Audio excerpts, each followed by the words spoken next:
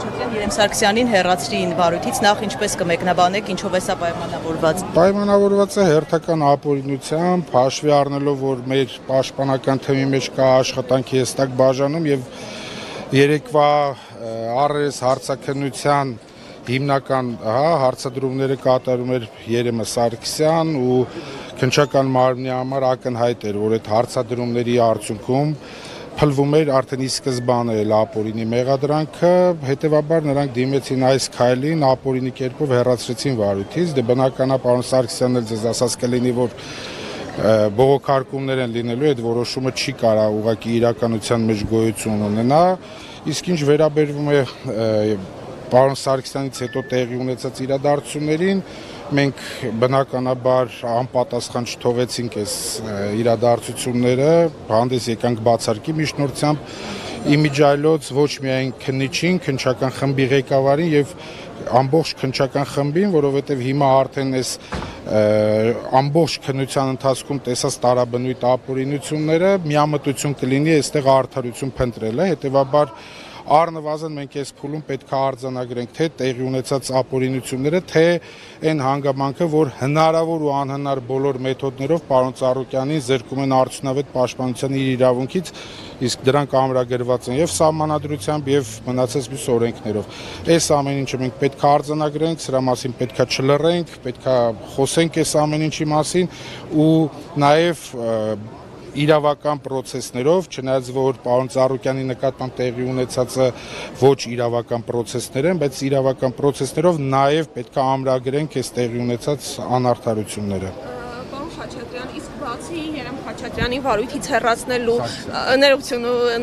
Երեմ Սարգսյանի վարույթից հեռացնելու, այլ ինչ հիմքեր կային բացարկի, նշեցիք, որ մի շարք ապօրինություններ, եթե նախաքննական գաղտնիքի շրջանակներում չէ։ Չէ, հիմա գործի մանրամասներից չեմ խոսի, բայց հենց մեղադրանքից սկսած, որ բազմաթիվ փաստեր ունենալով իրենց ձեռքի տակ, պարոն Ծառուկյանի նկատմամբ դրա մասին նախկինում ենք խոսել, առաջադրվել է ապօրինի մեղադրանք, այսինքն պարոն Ծառուկյանը այս գործով պետք է լիներ առնվազն տուժող, բայց նրան տրվել է մեղադրյալի կարգավիճակ։ 3 հարցաքննության ընթացքում ընդմիջումից հետո որոշակի փոփոխություններ տեղի ունեցան, արդեն սկսում էին պաշտպանական կողմի հարցերը, որոշակի հարցեր, որոնց պատասխան առհասարակ Իրանի Իսլամական Հանրապետության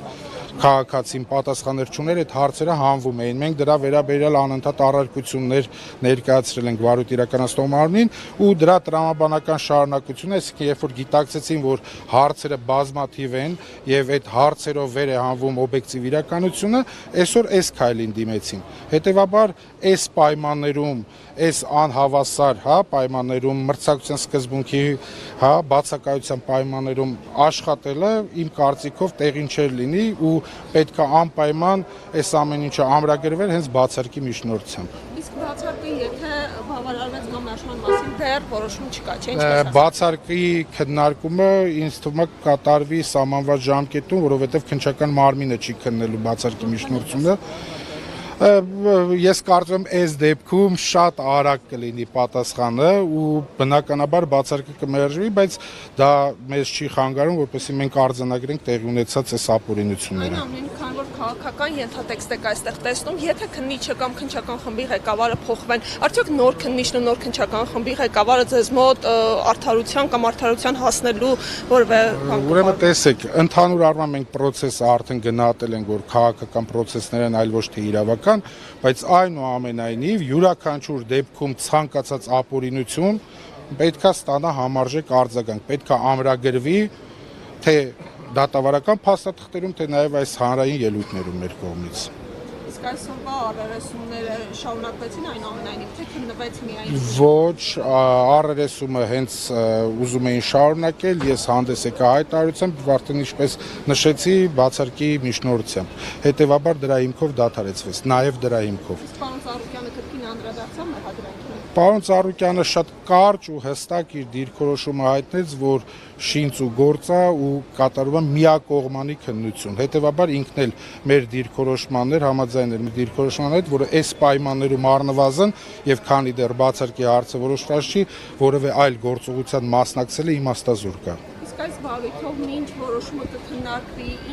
ինչ իրավական գործողություններ են այս պահին շարունակվում։ Ես ճիշտ ասած այս պահին չեմ կարող կանխատեսել, որովհետև իմ երևակայությունը թույլ չի տալիս։